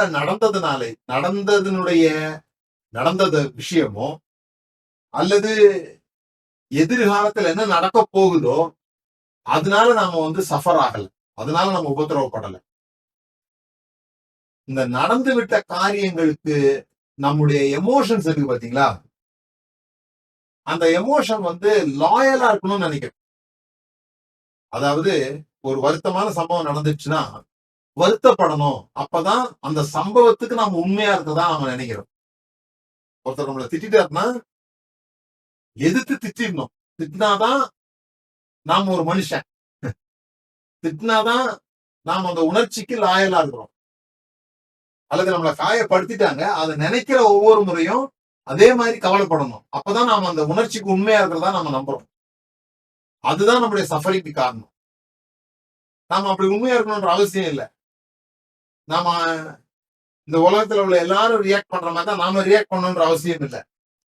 நாம் அதற்கு வேற அர்த்தம் கொடுத்து நம்முடைய உணர்ச்சிகளை வேற மாதிரி ஆக்கணும்னு சொல்லி சொன்னா நாம இந்த புத்தி கெட்டாத சமாதானத்தை அடைய முடியும். அதுதான் பிராக்டிக்கல் ஆஸ்பெக்ட்ஸ். அப்ப அது ஏன் நடக்க மாட்டேங்குது அப்படின்னு சொன்னா, நாம ரட்சிக்கப்பட்டோம் சொல்றோம், அது அது நமக்கு புரியல. ரட்சிக்கப்படுறதுன்னா என்னன்னு புரியல. ஏன்னா நம்ம வந்து ரட்சிக்கப்படுறதுன்னா இயேசுவை விசுவாசித்து இது வரைக்கும் என் இருதயத்துக்குள்ள இருந்த அழுக்கெல்லாம் வெளியே போட்டோம். இப்ப என் இருதயத்தை சுத்தமாக்கி ஏசப்பா வந்து என் இருதயத்துக்குள்ள தங்குவார். அந்த மாதிரியான ஒரு விஷயங்கள்லாம் இருக்கிறதுனால அதுதான் நம்ம ரட்சிப்பு நினைச்சுக்கிறோம். அப்படி சொல்லிட்டதுனால நம்ம வந்து ஹெவன் வந்து நம்ம கேரண்டி ஆயிடுச்சு. அதுதான் ரட்சிப்பு. நரகத்திலிருந்து காப்பாற்றப்பட்டிருக்கிறோம் அப்படின்னு நம்ம, அதாவது வருங்கால நரகத்திலிருந்து காப்பாற்றப்பட்டிருக்கிறோம் என்று நம்புகிறோமே தவிர நிகழ்கால நரகத்திலிருந்து நாம் காப்பாற்றப்பட விரும்புகிறோம். இன்னும் சொல்ல போனா நிகழ்கால நரகத்தை நாமே உண்டாக்கி கொள்கிறோம். பரலோகத்துல என்ன இருக்கும்? சமாதானம் இருக்கும். இங்கேயே அந்த சமாதானத்தை தான் நம்மளை காத்துக்க சொல்லி இங்கேயே அதை உருவாக்குங்கன்னு தான் சொல்றேன். அப்ப நாம என்ன பண்றோம்னு சொல்லி சொன்னா, நம்மளுடைய எமோஷன்ஸுக்கு நம்ம லாயலா இருக்கணும், நம்ம உண்மையா இருக்கணும். ஏன் அப்படி நினைக்கிறோம்னா, நாம பழைய மனிதர்களாகவே வாழ்றோம். அதனாலதான் பவுல் சொன்னார், உங்கள் மனம் புதிதாகிறதுனாலே. இல்லைன்னா நம்ம பழைய மனிதர்களா வாழ்வோம். பழைய மனிதர்கள்லாம் என்ன தெரியுமா? அன்கான்சியஸ் ஹேபிட்ஸ், அன்கான்சியஸ் பிஹேவியர்ஸ், ரிஃப்ளெக்ஸ்ல வாழ்றது. நான் இது வரைக்கும் இப்படிதான் பழகியிருக்கேன், எனக்கு இந்த வார்த்தையை சொன்னா பிடிக்காது, இப்படி நடந்துட்டுனா நான் வந்து பயங்கரமா அப்செட் ஆயிடுவேன், இந்த மாதிரி என்கிட்ட சொன்னா எனக்கு வந்து அது ஒத்துக்கவே முடியாது. இந்த மாதிரி சில பிஹேவியர் நமக்கு இருக்கு. நாம என்ன நினைக்கிறோம்னா, பிறந்ததுல இருந்தே அப்படிதான் இருக்கிறோம் அப்படின்னு நினைக்கிறோம். அல்லது நம்முடைய அப்பா அம்மாட்ட இருந்து அந்த பழக்கம் வந்திருக்கும். தாயை போல பிள்ளை, நூலை போல சேலை அப்படிலாம் சொல்லி, அது நம்ம தப்பு இல்ல, அங்க இருந்து வந்திருக்குது. உங்க அப்பாவே அப்படிதான் பயங்கர கோவப்படுவாரு. அந்த மாதிரிதான் இவங்களும் இருக்கிறான். அப்படிலாம் சொல்றது நிமித்தமா அன்கான்சியஸ் பிஹேவியர் ஆயிடுது. ஒரு சம்பவம் நடந்த உடனே நம்ம செயல்படுறோம் பாத்தீங்களா, அதுதான் வந்து நம்முடைய இயல்பான பிஹேவியரா இருக்கு. அது வந்து நமக்கு பிறக்கிறதுக்கு முன்னால இருந்து வரல, நம்ம பிறந்த பிறகு உருவானதுதான் அது. ஆனா அது அன்கான்சியஸா இருக்கிறதுனால நம்மளால கண்டுபிடிக்க முடியல. அப்ப நம்ம நிதானித்து நம்ம வந்து ஒரு ஒரு வருத்தமான சம்பவம் நடக்கும்போது ஆட்டோமேட்டிக்கா நான் ஒரு ரியாக்ஷன் கொடுக்குறேன். நான் நின்று அவேர் ஆக்குறேன். என்னுடைய அன்கான்சியஸை வந்து வெளிச்சத்துக்கு நான் கொண்டு வரணும். வெளிச்சத்துக்கு எப்படி கொண்டு வர்றது? நின்று நான் கவனிக்கணும். இப்ப ஏன் நான் இந்த மாதிரி யோசித்தேன், ஏன் இப்படி நான் இப்படி பேசினேன், எனக்குள்ள இந்த உணர்ச்சி எங்க இருந்து ஏற்படுது, இந்த எமோஷன்ஸ் எங்க இருந்து ஏற்படுது, அந்த எமோஷன்ஸ் தான் என்னுடைய கடந்த காலத்தோடு கூட நங்கூரமிட வைத்திருக்கிறது. அங்கிருந்து நான் புது மனிதனாக மாற முடியாது போல இந்த பழைய பழைய எமோஷன்ஸ் என்ன பண்ணுதுன்னா எனக்கு பிடிச்சி நங்கூரம் போட்டு வைக்குது. நான் கொஞ்சம் முன்னால போகணும்னு நினைச்சா கூட மறுபடியும் என்னோட நங்கூரம் எந்த அளவுக்கு இருக்குதோ அங்க மறுபடியும் நான் ரிட்டர்ன் ஆயிடுறேன். புரியுதுங்களா? இதுக்கெல்லாம் தான் நான் வந்து நம்ம இதுல கவனம் செலுத்த போறோம். இந்த வருஷம் முழுசும் கவனம் செலுத்த போறோம். இதெல்லாம் எப்படி செய்யறது அப்படின்னு சொல்லி. அதனால ட்ரைப் மெம்பர்ஸ் எல்லாருக்கும் தினந்தோறும் காலையில 5:45 இருந்து 6:05 வரைக்கும் 20 நிமிடங்கள் காலையில நம்ம மெடிடேஷன் பண்ண போறோம். நான் தான் மெடிடேஷன் எடுக்க போறேன் ஒவ்வொரு நாளும். திங்கட்கிழமையில இருந்து வெள்ளிக்கிழமை வரைக்கும் ஒவ்வொரு நாளும் 5:45 மணிக்கு. வீடியோல எல்லாம் வர வேண்டியது இல்லை. ஆனா மெராக்கில வருவீங்க. அந்த லிங்க் உங்களுக்கு ஒவ்வொரு நாளும் இருக்கும். நீங்க வந்து அதை கிளிக் பண்ணி இதே மாதிரி வந்து உட்கார்ந்துட வேண்டியதான். நானும் வீடியோல வரமாட்டேன், ஆனா என் வாய்ஸ் உங்களுக்கு கேட்கும். நம்ம எல்லாரும் சேர்ந்து சில மனதிற்கான பயிற்சிகளை செய்வோம். நாம ஜபத்துக்கு நேராக போவோம். மோடு வேற மாதிரி இருக்கும். எசப்பா எசப்பா அந்த ஜபம் இல்லாம ஸ்பிரிச்சுவலோட கனெக்ட் ஆகும். காலையிலேயே அந்த நாள் முழுவதும் நடத்துவதற்கு தேவையான எனர்ஜியோடு கூட அந்த நாளை நம்ம வந்து சந்திக்க போறோம். நம்முடைய நம்முடைய இது வந்து ரியாலிட்டி பெண்டிங் அப்படின்னு சொல்லுவாங்க. ரியாலிட்டி பெண்டிங், அது வந்து நமக்கு ஏற்றது போல நம்ம அழைத்துக் கொள்ள முடியும். இதெல்லாம் வந்து நம்ம பேச போறோம். 53 வாரங்கள் நம்ம வந்து பேச போறோம். ஸோ ட்ரைப்ல இருக்கிறவங்களுக்கு சனிக்கிழமைகள்ல எக்ஸசைஸ் கொடுக்கும். சனிக்கிழமை ஒரு வாரம் விட்டு ஒரு வாரம் சனிக்கிழமை எக்ஸசைஸ், மைண்ட் எக்ஸசைஸ். இதுக்கு காலையில ப்ரோக்ராம் வந்து ட்ரைப் ரைசிங் அப்படின்னு வச்சிருக்கோம். ட்ரைப் ரைசிங், ஏர்லி ரைசிங்னு சொல்லுவாங்க. அதே நேரத்தில் இது ரைசிங்கும், நம்முடைய ட்ரைப் வந்து எழும்புகிறது அப்படின்றத குறிக்கிற மாதிரியும் ட்ரைப் ரைசிங் அப்படிங்கிறது காலையில 5:45 மணிக்கு நடக்க போற விஷயம். அங்கதான் இந்த மாதிரி விஷயங்கள், இந்த மாதிரி எக்ஸசைஸ் எல்லாம் நம்ம வந்து மெடிடேஷனா செய்யும். So pay attention to your reaction to the experience. உங்களுக்கு பிடிக்காத சம்பவம் நடக்கும்போது அந்த சம்பவம் நடந்த உடனே நீங்க எப்படி ரியாக்ட் பண்றீங்க அப்படிங்கிறதுக்கு நீங்க கவனம் வைங்க.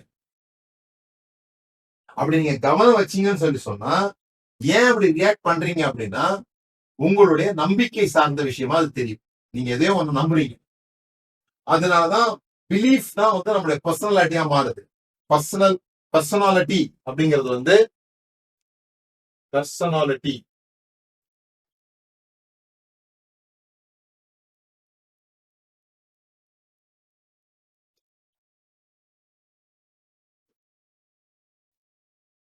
பர்சனாலிட்டி வந்து பர்சனல் ரியாலிட்டி. உங்களுடைய உங்களுடைய பர்சனல் ரியாலிட்டி என்னவோ அதுதான் உங்களுடைய பர்சனாலிட்டி. ஸோ நான் வந்து பிலீஃப் அப்படிங்கறத இன்னும் சிம்பிள் ஆக்குறேன் உங்களுக்கு. நம்பிக்கை அப்படிங்கிறது என்னன்னு சொன்னா, உங்களுடைய நம்பிக்கை என்பது உங்களுடைய முடிவுகள், அவ்வளவுதான். பிலீஃப்ஸ் ஆர் அவர் டிசிஷன்ஸ். நாம இப்படிதான் செயல்படணும்னு ஒரு தீர்மானத்துக்கு வந்திருக்கோம்ல, அதுதான் நம்முடைய நம்பிக்கையாக மாறுது. அதுக்கு உலகம் ஒண்ணு சொல்லுது, இந்த இடத்துக்கு போனா இப்படித்தான் இருக்கணும், இந்த சம்பவத்தை கேள்விப்பட்டா இப்படிதான் உன்னுடைய உணர்ச்சிகளை காட்டணும் அப்படின்னு சொல்லுதுல, அதை நாம நம்பி நம்முடைய முடிவுகளாக எடுத்துக்கொள்கிறோம். முடிவுகள் என்பது மாற்றப்படக்கூடியது, ஆகவே நம்பிக்கை என்பது மாற்றப்படக்கூடியது. நான் புரிந்து கொள்ளும். Beliefs are decisions. நாம எடுத்த தீர்மானங்கள் தான் நம்முடைய நம்பிக்கைகளாக இருக்கிறது. அந்த நம்பிக்கைகளின் அடிப்படையில தான் நமக்கு பிடிக்காத சம்பவங்கள் நடக்கும்போது அந்த நம்பிக்கையின் அடிப்படையில் நாம ரியாக்ட் பண்றோம். அது நம்முடைய சமாதானத்தை குறைச்சு போடுறது. அப்போ ஏன் அது நடக்குதுன்னு சொன்னா, அன்கான்சியஸா அது நடக்குது. அன்கான்சியஸா நடக்குது. ஒரு பிரேயர்ஃபுல் ஆட்டிடியூட் அப்படிங்கிறது என்ன? இந்த அன்கான்சியஸ்ல இருந்து அவேர்னஸ்குள்ள கொண்டு வருது. எதை தெரியப்படுத்துகிறோம்? வேண்டிக் கொள்ளும் பொழுது, ஜெபிக்கும் போது நாம வந்து தெரிந்தெடுக்கிறோம். இதைதான் நம்ம கேட்கணும், இதைத்தான் நம்ம சொல்லணும் அப்படின்னு தெரிந்தெடுக்கிறோம். அன்கான்சியஸா செய்யறது இல்ல அத. சோ எப்படி நம்ம இதை செய்ய போறோம் அப்படின்னு சொல்லி சொன்னா, ஒரு ஒரு பிலீஃப் இருக்கு அல்லது ஒரு டிசிஷன் இருக்கு. அந்த அந்த அந்த அந்த ரியாக்ஷனுக்கு நீங்க நின்று கவனிக்கிறீங்க. கவனிச்சுட்டு இஃப் இட் இஸ் அன்ரிசோர்ஸ்ஃபுல், ஒரு திங்கிங் வருது. இப்போ ஒரு நஷ்டம் ஆயிடுச்சு, நஷ்டம்னு ஒரு திங்கிங் வருது.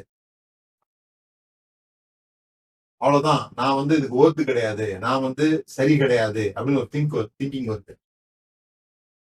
நான் இப்படி பண்ணிருக்க கூடாது அப்படி திங்கிங் வருது. ஆனா அது எனக்கு ரிசோர்ஸ்ஃபுல்லா இல்லை. அது எனக்கு என்ன வந்து எந்த விதத்திலையும் பலப்படுத்தல.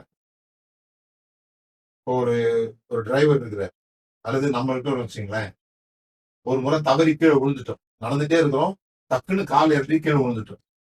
யாராவது வந்து உனக்கு நடக்க தெரியல அப்படின்னு சொன்னா நம்மளால ஏத்துக்க முடியுமா? ஒரு முறை தவறி விழுந்ததுனால எனக்கு நடக்க தெரியாதுன்னு நான் எப்படி தீர்மானத்துக்கு வரணும்? ஒரு முறை ஒரு வண்டியை வந்து இடிச்சிட்டதுனால நான் டிரைவரே கிடையாதுன்னு சொல்ல முடியுமா? என்னுடைய பிஹேவியர் வேற, என்னுடைய ஐடென்டிட்டி வேற. ஏதோ ஒரு தப்பு பண்ணிட்டேன்னா என்னோட ஐடென்டிட்டியை வந்து நான் நிறைய நேரத்துல லூஸ் பண்ணிடும். இது தவறு இல்லையா? தவறு, அக்செப்டட், தப்பு. ஆனா அது என்னுடைய ஐடென்டிட்டிய குலைக்க முடியாது. அப்போ அது ரிசோர்ஸ்ஃபுல்லா இல்லைன்னு சொல்லி சொன்னா நான் இப்படி செய்வோம்.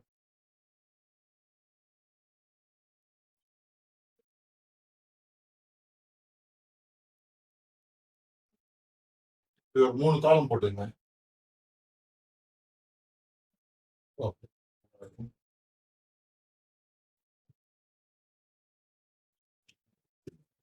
3 காலம்.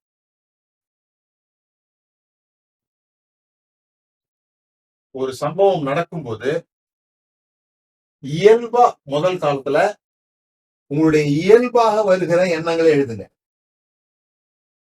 உங்களுடைய தாட்ஸ். ஒண்ணு நடந்துச்சு, ஒருத்தர் உங்களை மோசமா பேசுறாரு, பேசணும்னு என்னென்ன தாட்ஸ் எல்லாம் வருது அப்படின்றது இதுல எழுது. அப்புறம் நிறுத்திட்டு இதுக்கு நேர் ஆப்போசிட்டா என்ன திங்க் பண்ண முடியும்னு பாருங்க. நேர் எதிர்பதமாக என்னெல்லாம் திங்க் பண்ண முடியும் அப்படின்னு பாருங்க. அப்புறம் இதுக்கு ஆதரவா இருக்கிற விஷயங்கள்லாம் என்னென்ன இருக்குதுன்றத 3வது காலத்துல எழுது. ஆப்போசிட்டா திங்க் பண்ணுங்க. பிறகு எவிடன்ஸ் எழுதுங்க. இதுதான் உண்மை அப்படிங்கிறதுக்கான எவிடன்ஸ் என்னன்னா இதுவும் நாம தான் கிரியேட் பண்ண போறோம். இதை செஞ்சு பாருங்க. இதை ஒரு பழக்கமாக்கணும்னு வச்சுக்கோங்களேன். ஃபர்ஸ்ட் வந்து உங்களுடைய தாட், ரெண்டாவது அதுக்கு நேர் ஆப்போசிட்டான தாட், அதுதான் உங்களுடைய நியூ டிசிஷன், அதுதான் உங்களுடைய நியூ பிலீஃப். பிலீஃப் எப்படி உண்டாகும்? பிலீஃப்ன்றது வந்து ஒரு ஒரு டேபிள்ல இருக்கிற கால்கள் மாதிரி. ஒரு ஒரு டேபிள் இருக்குன்னு வச்சுக்கோங்களேன். அந்த டேபிளுக்கு வந்து ஒரு 4 கால் நீங்க போடுறீங்க அப்படின்னு சொல்லி சொன்னா இது ஸ்ட்ராங்கா இருக்கும். இதுதான் வந்து நம்முடைய பிலீஃப். இது எந்த அளவுக்கு நம்ம கொடுக்குறோமோ, எவிடன்ஸ் எந்த அளவுக்கு கிரியேட் பண்ணி கொடுக்குறோமோ அந்த அளவுக்கு இது வந்து ஸ்ட்ராங் ஆயிடும். நாம வந்து தவறான காரியங்களை நிறைய பாக்குறதுனால, தவறான காரியங்களை நிறைய எக்ஸ்பீரியன்ஸ் பண்றதுனால அத வந்து நமக்கு நிறைய எவிடன்ஸ் இருக்கு. அதுதான் உண்மை நம்புற மாதிரியான எவிடன்ஸ் நிறைய கொடுத்துருக்கோம். இதை உண்மை நம்பிட்டதுனால இந்த பக்கம் அதனுடைய ஆப்போசிட் நம்ம எவிடன்ஸை கலெக்ட் பண்ணல. ஆனா அந்த எவிடன்ஸ் கலெக்ட் பண்றதுனால தான் உங்களுடைய நியூ டிசிஷன்ஸ் வந்து ட்ரூவா மாறும். ஸோ ஃபர்ஸ்ட் நீங்க புரிந்து கொள்ள வேண்டியது பிலீவ்ஸ் ஆர் டிசிஷன்ஸ் அப்படின்றத புரிந்து கொள்ளுங்க. ரெண்டாவது, எப்போ நாம வந்து இந்த சமாதானத்தை மேனிஃபெஸ்ட் பண்ணுவோம் அப்படின்னு சொல்லி சொன்னா எலிவேட்டட் எமோஷன்ஸ்ல இருக்கும்போது. நம்மளுடைய எமோஷன்ஸ், நம்மளுடைய தாட்ஸ் தான் நம்மளுடைய எமோஷன்ஸை கிரியேட் பண்ணுது. நம்மளுடைய எண்ணங்கள் தான் the only thing that creating that emotions are your thoughts. நீங்க எப்படி திங்க் பண்றீங்களோ அப்படியே உட்கார்ந்து கவலையா மோசமான திங்க் பண்ணும்போது நல்ல எமோஷன்ஸ் வராது. அப்ப அதை மாத்தி சிந்திக்கும் போது நான் என்ன சிந்தித்து கொண்டிருக்கிறோம் அதுல இருந்து சரி அப்படி உதறிட்டு என்னடா நான் இப்படிலாம் யோசிக்கிறேன் அப்படின்னு சொல்லிட்டு எனக்கு நல்ல சிந்தனைகளை நான் கொண்டு வரும் பொழுது நல்ல உணர்ச்சி எனக்கு வரும். ஸோ எலிவேட்டட் எமோஷன்ஸும் elevated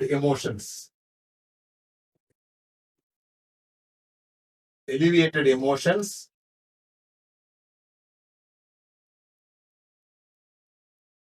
plus clear intention. என்னுடைய இன்டென்ஷன் கிளியரா இருக்கு. இப்ப 2 விஷயம் இதுல இருக்கு. ஒன்னு ஹார்ட், இன்னொன்னு மைண்ட்.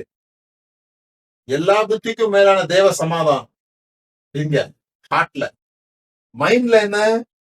கடைசியாக சகோதரரே உண்மையிலோ இவைகளையே சிந்தித்துக் கொண்டிருங்க. சோ இந்த மைண்டும் இந்த ஹார்ட்டும் அலைன் ஆகும்போது மேனிஃபெஸ்டேஷன்ஸ் நடக்க ஆரம்பிக்கும். இததான் நம்ம வந்து ட்ரைப்ல பார்க்க போறோம். எப்படி வந்து இது ரெண்டையும் அலைன் பண்றது. மனம் ஒண்ணு. இப்ப எல்லாருக்குமே வந்து நாம நல்லா வாழணும் அப்படிங்கிற ஆசை இருக்கு. ஆனா எல்லாருக்குமே வந்து ஒரு தடையும் இருக்குது. அந்த அந்த தடை தான் வந்து நமக்கு ரெசிஸ்டன்ஸா மாறுது. டிசைரும் இருக்கு, ரெசிஸ்டன்ஸும் இருக்கு.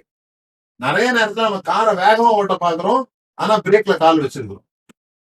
அந்த பிரேக்ல எப்படி கால் வச்சிருக்கிறோம்ன்றது அன்கான்சியஸா இருக்குது. அதை நம்ம வந்து எடுக்கிறது தான் இந்த வருட பயிற்சி. இந்த வருடம் அதுதான் முழுசா கவனம் செலுத்தும். எப்படி வந்து நமக்கு தெரியாமலே நம்முடைய முன்னேற்றத்தை நம்ம சாபடைஸ் பண்றோம். நாம வந்து எப்படி தடுத்துக்கிறோம். நம்மளை சுத்தி உள்ளவங்களுக்கு எல்லாம் நல்லது நடக்கிற மாதிரி இருக்குது, நமக்கு மட்டும் ஏன் நல்லது நடக்க மாட்டேங்குது? இன்னும் சொல்ல போனா நிறைய பேருக்கு நான் கெட்டதே செய்யறது இல்லை, எனக்கு ஏன் கெட்டது நடக்குதுன்னு கேட்கிறேன். நான் நல்லது மட்டுமே செய்யறேன், நான் எப்படி எனக்கு எப்படி இப்படி நடக்கும் அப்படி கேட்கிறேன். ஒரு காட்டுல 2 பேர் போயிட்டு இருந்திருக்கிறேன். டேவிட் அலெக்ஸ்ன்னு வச்சுக்கோங்களேன். ராமு சோமுன்னு சொல்லுவோம். நம்ம கிறிஸ்தவ கூட்டமா இருக்கிறதுனால டேவிட் அலெக்ஸ்ன்னு வச்சுக்கோம். போயிட்டு இருக்காங்க. போயிட்டு இருக்கும்போது புலி வந்துச்சு. புலி வந்து உரிமையிட்டு வருது. அப்ப டேவிட் சொல்றாப்ல, பக்கத்துல மரம் இருக்குது, மரத்துல ஏறிடுவோம், தப்பிச்சிடலாம் அப்படின்னு சொல்லி அலெக்ஸ சொல்லும் போது அலெக்ஸ் சொல்றாப்ல, இல்ல நீ வேணா ஏறு, என்ன புலி ஒண்ணும் செய்யாது அப்படின்னு சொல்லி. அவன் கேக்குறான், என்னடா புலி ஒண்ணும் செய்யாதா? ஏன் உன்னை புலி ஒண்ணும் செய்யாதானா? இல்ல நான் வந்து வெஜிடேரியனு. இது வரைக்கும் எந்த மிருகத்தையும் அடிச்சு கொண்டு சாப்பிட்டது கிடையாது. அதனால இந்த மிருகம் என்ன கொல்லாது அப்படின்னு சொன்னா, எவ்வளவு பிழையா இருக்கிற விஷயமோ, அது மாதிரி நான் நல்லவனா இருக்கிறதுனால எனக்கு எந்த கெட்டதும் நடக்காதுன்னு சொல்றதும் அப்படித்தான். நான் எந்த மிருகத்தையும் கொல்லல, நான் எந்த மிருகத்தையும் சாப்பிடல, அதனால புலி என்ன சாப்பிடாதுன்னு எப்படி சொல்ல முடியாதோ, அது போல எனக்கு இது மாதிரிலாம் நடக்காதுன்னு சொல்ல முடியாது. நான் எப்படி என் உள்ளத்தை வைத்துக் கொள்கிறேன்றது தான் என் கண்ட்ரோல்ல இருக்கு. சுத்தி நடக்கிறது என் கண்ட்ரோல்ல இல்ல. அப்ப டிசைர் இருக்குது, நானே ரெசிஸ்டன்ஸாவும் இருக்கிறேன். அந்த ரெசிஸ்டன்ஸ் நான் ரெசிஸ்டன்ஸா மாத்தும் போது, சில சமயத்துல நீங்க ஒண்ணு விரும்புறீங்க, அதை விரும்பிக்கிட்டே இருக்கிறீங்கன்னு வச்சுங்களேன், அதுவே சில சமயம் ரெசிஸ்டன்ஸா மாறும். நம்ம எல்லாம் அப்படி சொல்லி கொடுத்துருப்போம்ல, விரும்பிக்கிட்டே இருக்கணும் அப்படி சொல்லி கொடுத்துருப்போம். ஆனா சில சமயம் அதுவே நமக்கு வந்து ரெசிஸ்டன்ஸா மாறுது. நான் ரெசிஸ்டன்ஸ்ன்றது வந்து சரண்டர்ல இருக்குது. ஒரு விருப்பம், அந்த விருப்பத்தை வந்து அனுப்புறோம், தெரியப்படுத்துகிறோம், எல்லாருக்கும் இந்த தேவனுக்கு தெரியப்படுத்துகிறோம். தேவனுக்கு தெரியப்படுத்தின பிறகு சமாதானத்தினால நிரம்பி இருக்கிறோம். அதே ஏங்கிக்கிட்டே இல்ல. ஐயோ நடந்துருமா, நடக்குமா, நடக்குமா, இப்படி நடந்துருமா, அப்படி நடந்துருமா ஏங்கிக்கிட்டே இல்ல. அனுப்பிட்டோம், தகவல் அனுப்பிட்டோம். தகவல் அனுப்பிட்டாலும் வந்துகிட்டு இருக்குது. ஒரு நீங்க வந்து ஒருத்தருக்கு கடன் கொடுத்துருக்கீங்கன்னு வச்சுங்க. ஒருத்தருக்கு ஒரு 3 லட்சம் ரூபாய் 4 லட்சம் ரூபாய் கடன் கொடுத்துருக்கிறீங்க. அவர் வந்து அடுத்த மாசம் 15ஆம் தேதி தரேன்னு சொன்னாருன்னு நம்பி ஃப்ரெண்டு கொடுத்துட்டீங்க. 15ஆம் தேதி போன் அடிக்கிறீங்க, அவர் போன் எடுக்கல. போன் எடுக்கல, சுவிட்ச் ஆஃப் ஆயிடுச்சு. தேடி போறீங்க, ஆளே இல்ல. 1 மாசம் ஆகுது, 2 மாசம் ஆகுது. எப்படி இருப்பீங்க? பயங்கர பதட்டத்திலையும், போய் நம்புனேன், நான் முதல்ல யோசித்தேன், கொடுக்க கூடாதுன்னு யோசித்தேன். அப்புறம் நிறைய விஷயங்கள் நம்ம மனசுக்குள்ள ஓடும். இப்படி செஞ்சிருக்கலாம், அப்படி செஞ்சிருக்கலாம் அப்படின்லாம் ஓடும். அப்புறம் ஒரு 6 மாசம் கழிச்ச பிறகு திடீர்னு உங்களுக்கு ஒரு போன் கால் வருது. போன் கால் வந்து உங்களுடைய நண்பர் காசு வாங்கிட்டு போனார், அவர் கால் பண்றாரு. கால் பண்ணி, மன்னிச்சுக்க, எனக்கு வந்து ஏதோ தெரியாம இப்படி நடந்துருச்சு, உன்னை பாக்குறதுக்கு எனக்கு வெக்கமா இருந்தது அப்படின்னு ஏதோ காரணம் சொல்றேன். சொல்லிட்டு சொல்றாரு, நான் வந்து உனக்கு 3.5 லட்சம் ரூபாய் உன்கிட்ட வாங்கின அந்த காசும் அதுக்குடைய வட்டியும் சேர்த்து செக் போட்டு அனுப்பியிருக்கேன் அப்படின்னு சொல்றேன். செக் போட்டு உனக்கு அனுப்பியிருக்கேன் அப்படின்னு சொல்றேன். இப்ப பாருங்க, இவ்வளவு நாள் இருந்த உணர்ச்சி வேற, இந்த செக் போட்டு அனுப்பியிருக்கேன் அப்படின்னு சொன்ன விஷயம் இருக்குதுல்ல, இதை நாம நம்பிட்டோம்னா, செக் வந்து பாஸ் ஆகி பணம் வந்த பிறகு என்ன நம்பிக்கை வருமோ, என்ன நிம்மதி வருமோ, அது செக் வந்துகிட்டு இருக்கும் போதே நமக்கு இருக்கும். Check is on the mail அப்படின்னு சொல்லுவோம். வழி வந்துகிட்டு இருக்குது, வந்தாத்தான் அப்படி கிடையாது. வந்துகிட்டு இருக்குதுன்னு சொன்ன உடனே நமக்கு எப்படி ஒரு நம்பிக்கை வருதுன்னா, ட்ரஸ்டின் அடிப்படையில் வருது. சமாதானம் வருதுன்னா நம்பிக்கையின் அடிப்படையில் வருது. அது போல நம்ம அனுப்பிட்டோம், தகவல் அனுப்பிட்டோம், எனக்காக அது வந்து கொண்டே இருக்குது. ஏன்னா இனிமே ஒண்ணு கிரியேட் ஆக போறது இல்லை இந்த உலகத்துல. இனிமே கடவுள் வந்து ஒண்ணு நான் தங்கம் கேட்கறேங்கிறதுக்காக தங்கத்தை வந்து உருவாக்கி அனுப்ப போறது இல்லை. அந்த கண்ணுக்கு காணாத உலகத்துல அது இருக்குது. அதுதான் ஃபோர்த் டைமென்ஷன் சொல்லுவார் பால் லேண்டிச். இப்ப அது நிறைய கத்துக்கிட்டு வர்றோம். Quantum physics, quantum biology, quantum mechanics சொல்லிட்டு ஒன்று சொல்றாங்க. நமக்கு வேண்டிய எல்லாம் ஏற்கனவே ஆயத்தமாக தான் இருக்குது. அதுதான் நம்ம ப்ரொசஸ் பண்ணணும், அதுதான் நம்ம இழுக்கணும். அப்ப எப்போ யாருக்கிட்ட அது வருதுன்னா, நான் ரெசிஸ்டன்ஸா இருக்கவங்கள்ட்ட வருது. நான் விரும்புகிற காரியத்தை நானே தடை செய்யவும் கூடாது, நானே ஏங்கி தவிக்கவும் கூடாது. எல்லா புத்திக்கும் மேலான தேவ சமாதான இருதயத்தை காத்துக்கொள்ளும் பொழுது திடீர்னு எப்படி நடக்குதுன்னு தெரியல, அது நடந்துருது.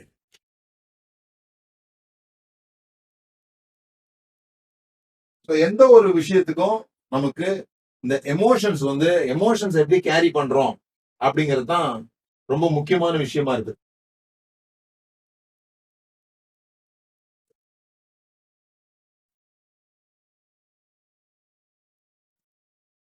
இந்த 8 பிரைமரி எமோஷன்ஸ் தான் சொல்றாங்க. எந்த ஒரு சம்பவம் நடக்கும் போதும் இந்த பிரைமரி எமோஷன்ஸ் வந்து இந்த 8 விஷயம் சொல்றாங்க. Joy, fear, sadness, anger, interest, டிஸ்கஸ்ட்னா ஒரு மாதிரி வெறுப்பா இருக்கிறது, சர்ப்ரைஸ், ஷேம். இந்த 8ம் பிரைமரி எமோஷன் சொல்றாங்க. அதுக்குள்ள நிறைய விஷயங்கள் இருக்கு. ஜாய்க்குள்ள வந்து enjoyment, happiness, relief, bliss, delight, pride, thrill, அந்த மாதிரி நிறைய விஷயங்கள் இருக்கு. ஆங்கர்னா எல்லாமே கோபம் கிடையாது. அவுட்ரேஜ் இருக்கு, ராத் இருக்கு, வயலன்ஸ் இருக்கு, இதெல்லாம் சேர்ந்தது ஆங்கர் இருக்கு. ஆனா பிரைமரியா இந்த 8 எமோஷன்ஸ். அப்ப எனக்கு ஒரு சம்பவம் நடக்கும்போது நான் எந்த மாதிரியான எமோஷன்ஸை வெளிப்படுத்துறேன், இந்த இந்த இந்த இது வந்து இயல்பா வந்துடும். இந்த 8 வந்து இயல்பா வந்துடும். சேட்னஸோ, ஃபியரோ, ஆங்கரோ ஆட்டோமேட்டிக்கா வந்துடும். இதை வந்து பிரிமல் ஸ்டேட்னு சொல்லுவாங்க. ஆனா பவர்ஃபுல் ஸ்டேட் அப்படிங்கிறது வந்து ஜாய், எக்ஸைட்மெண்ட், பேஷன். இது வந்து பவர்ஃபுல் ஸ்டேட்ஸ். இந்த ஆட்டோமேட்டிக்கா வர்ற ஸ்டேட்ல இருந்து நாம பவர்ஃபுல் ஸ்டேட்டுக்குள்ள நம்மளை திருப்பி கொள்ளுகிறது தான் நம்மளுடைய வேலையா இருக்கு. அதுதான் நம்ம அந்த எக்ஸ்பீரியன்ஸை எப்படி அனுபவிக்க போறோம், எப்படி நம்மளுடைய ஆத்துமாவை செழிப்புள்ளதாக மாற்ற போகிறோம். சூழ்நிலை வந்து ஆட்டோமேட்டிக்கா நமக்கு ஒரு ரெஸ்பான்ஸ் வந்து ட்ரிகர் பண்ணும். இப்போ ஒரு துக்கமான விஷயம் கேள்விப்பட்டவனே அழணும் அப்படிங்கிறது வந்து என்னுடைய சரீரம் ஏற்கனவே ஒரு துக்கமான விஷயத்துக்கு அழுது இருக்கிறதுனால என் பாடியில அந்த எமோஷன் வந்து சேமித்து வைக்கப்படும். ஒரு ஒரு ஒரு ஒரு மனைவி வந்து இறந்துட்டாங்க. ரொம்ப அன்பான கணவன் மனைவியா இருந்தவங்க மனைவி இறந்துட்டாங்க. மனைவி இறந்ததுல இருந்து இந்த கணவர் வந்து ரொம்ப டிப்ரெஷன்ல போயிட்டார்.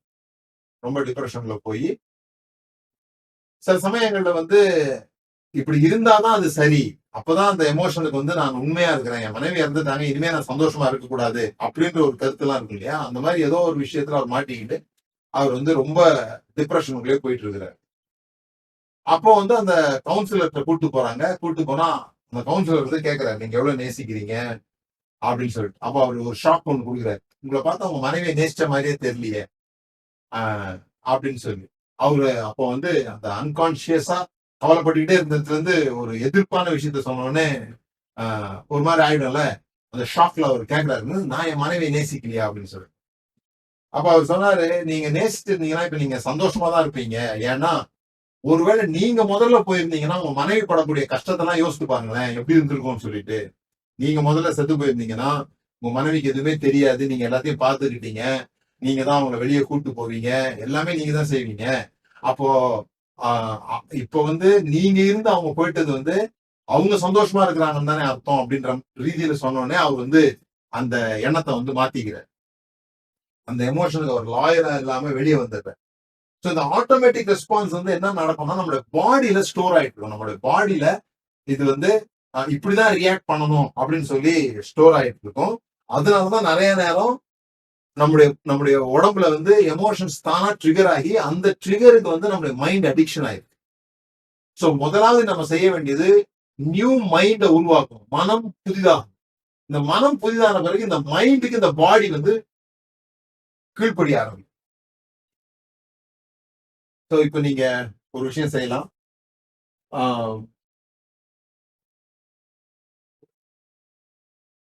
ஸோ இதுதான் வந்து 7 லெவல் எமோஷனல் ஸ்கேல்னு சொல்லுவாங்க. இதெல்லாம் நம்ம வந்து ட்ரைப்ல வந்து நம்ம விளக்கமா பேசுவோம் இதை பத்தி எல்லாம் சொல்லி. முந்தி நான் ஃப்ரெண்ட்ஷிப் வித் மணியில பாத்தீங்கன்னா ஒரு வைப்ரேஷனல் கோன் ஒன்று கொடுத்துருப்பேன்.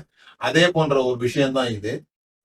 இதுல வந்து ஒரு 57 விதமான எமோஷனல் ஸ்டேட் இருக்கு. 57 எமோஷனல் ஸ்டேட் இருக்கு.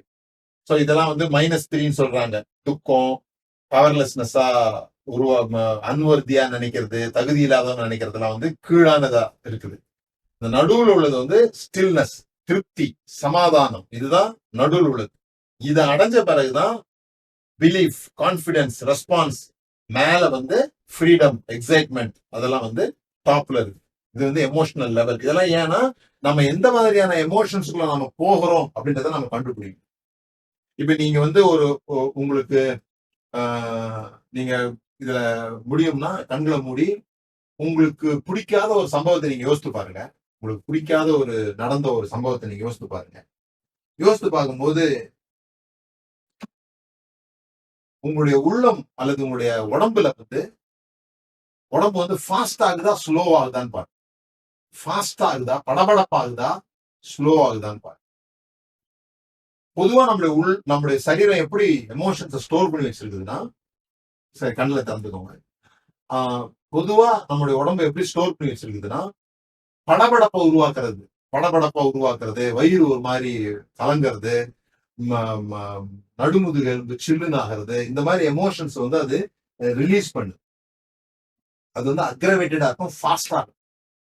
ஃபாஸ்டா இருக்கும். அப்படி ஃபாஸ்டா இருந்ததுன்னா நீங்க தெரிஞ்சுக்கணும், நீங்க ஓல்டு பேட்டர்ன்ல இருக்கிறீங்க அப்படின்னு சொல்லி.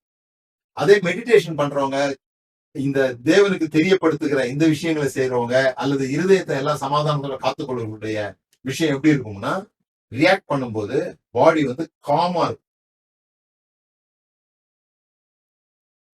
மைண்ட் வந்து thought patterns, imaginations, interpretation of reality கொடுக்கறதெல்லாம் இந்த 8வது வசனம் இருக்கு பாத்தீங்களா, இந்த 8 காரியங்கள் மூலமா நடைபெறுகிறது. ஃபாஸ்டா இருக்கும், பெரிய அளவுல உணர்ச்சிகளுக்கு அது இடம் கொடுக்காது. அததான் நம்ம வந்து ஈகோன்னு சொல்றோம். ஆனா ஹார்ட் வந்து இன்ட்யூஷன் சொல்றோம். இதுதான் கனெக்ஷன் வித் ஸ்பிரிட். அது எப்பவும் ஒரு வார்ம்னஸ்ல இருக்கும், உணர்ச்சிகளோட கூட அது இருக்கும். அதுதான் டிசிஷன்ஸ் மேக்கிங்காவும் இருக்கு. அதுக்குதான் நம்ம வந்து நிறைய காரியங்களை செய்து நம்முடைய மனதை பயிற்சி கொடுப்பதன் மூலமாக பக்குவப்படுத்த முடியும் என்பதை நாம் புரிந்து கொள்ளும். ஸோ இப்ப எல்லாரும் நான் நிறைய விஷயங்கள் அது சொல்லலாம். நீங்க ரொம்ப துக்கமா இருக்கும்போது போய் நீங்க நல்லா எக்ஸசைஸ் பண்ணீங்கன்னா துக்கம் போயிடும். பாடி வந்து ஒரு மாதிரி இதாகும். சில பேர் வந்து காலில் செருப்பு இல்லாம புல் தரைகளை நடந்துட்டு வந்தாலே ஒரு பெரிய சமாதானம் வருதுன்னு சொல்றாங்க. அதெல்லாம் வந்து ஒரு ஒரு சின்ன சின்ன பயிற்சிகள். ஆனா நாம என்ன சொல்றோம்னா, நம்முடைய பாடியை வந்து நியூ எமோஷனல் சிக்னல்ஸுக்கு பயிற்சி கொடுக்கணும். Train the body to new emotional signals. அதை திரும்ப திரும்ப திரும்ப புது ஜாயை நம்ம கிரியேட் பண்ணி இருக்கும்போது நியூரல் பாத்து இந்த பிரெயின்ல வந்து ஒரு புதிய நெட்வொர்க் உண்டாகும். பிறகு பாடி வந்து இந்த புதிய மனதிற்கு நேராக தன்னை வழி நடத்தி கொள்ளும். அதுக்கு பின்பாக வர ஆரம்பிக்கும். ஸோ நம்ம இப்ப எல்லாரும் எழுப்பலாம், ஒரு ப்ரொஃபட்டிக் ஆக்ஷன் செய்வோம். முடிஞ்சவங்க எல்லாம் எழுப்பி எழுப்பி நின்று எழுப்பி நின்று உங்களை நீங்களே இன்னொரு நபரா பாருங்க. உங்களை நீங்களே இன்னொரு நபரா பாருங்க. அந்த நபரு அந்த அந்த நபரை வந்து அந்த நபர்ல வந்து கடந்த வருடம் உங்களுக்கு ஏற்பட்ட தோல்விகள், ஏமாற்றங்கள்,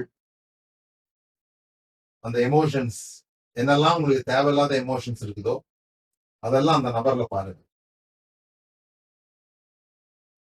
ஏற்பட்ட வருத்தங்கள், ஏற்பட்ட நஷ்டங்கள், ஏற்பட்ட எல்லா நெகட்டிவ் ஸ்டேட்ஸையும் அந்த நபர்ல கொண்டு வாங்க.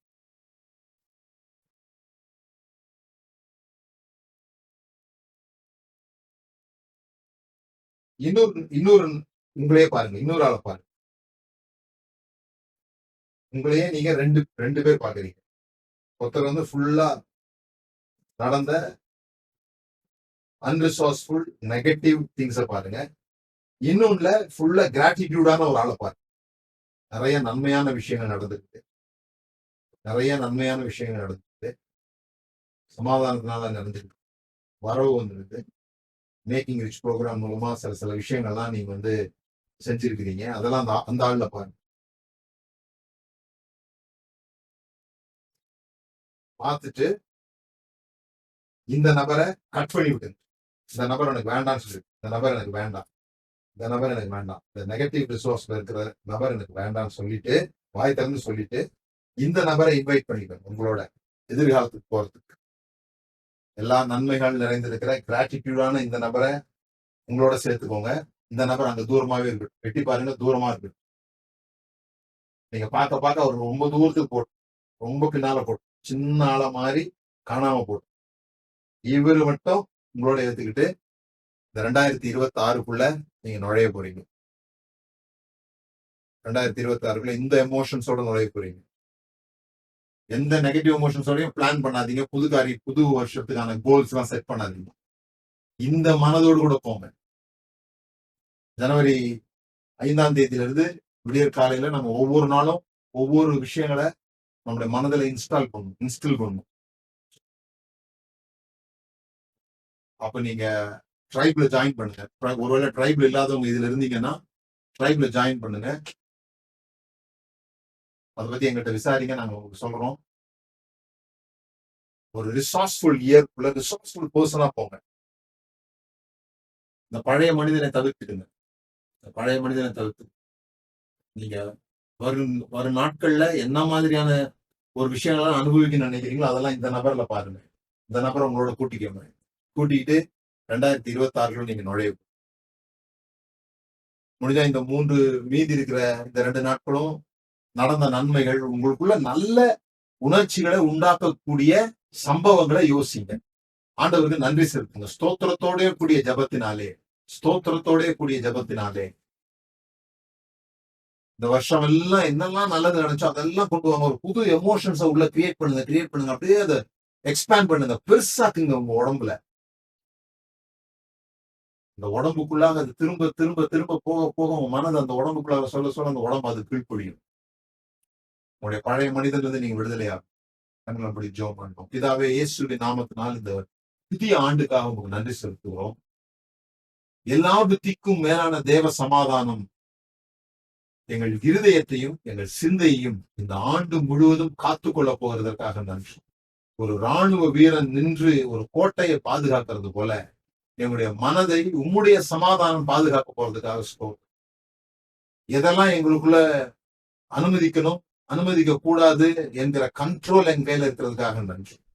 எங்களுடைய மனதை பழக்கப்படுத்துகிற, எங்களுடைய சரீரத்தை பழக்கப்படுத்துகிற விஷயங்களை நீர் எங்களுக்கு கற்றுத்தர போகிறதற்காக உங்களுக்கு நன்றி.